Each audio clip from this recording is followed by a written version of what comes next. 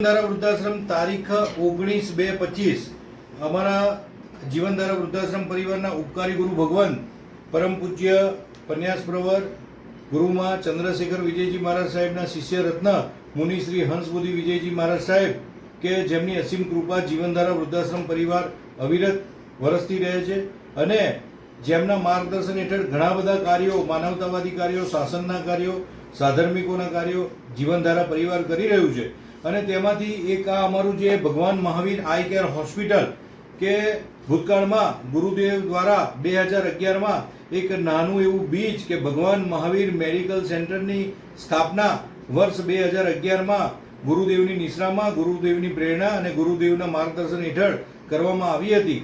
અને આજે એ નાનું બીજ, નાનું વૃક્ષ આજે વટવૃક્ષ સમાન બન્યું છે.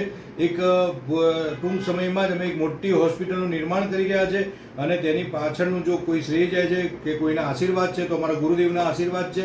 અને આજે ગુરુદેવ અહીં પધાર્યા છે અને આજે અમારું જે આઈ કેર હોસ્પિટલ છે જ્યાં અમે હજારો ઓપરેશનો અત્યાર સુધીમાં કરી દીધા છે.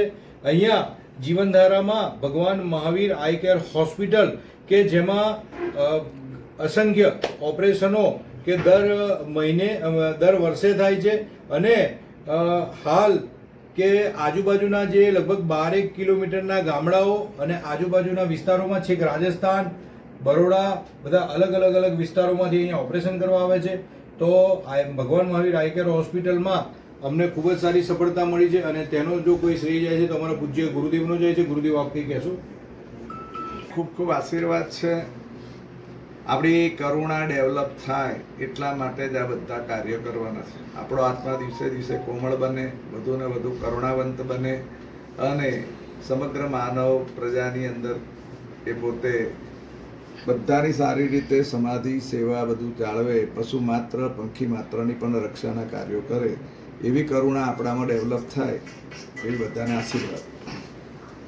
ગુરુજીને શાસન દેવ કી જય.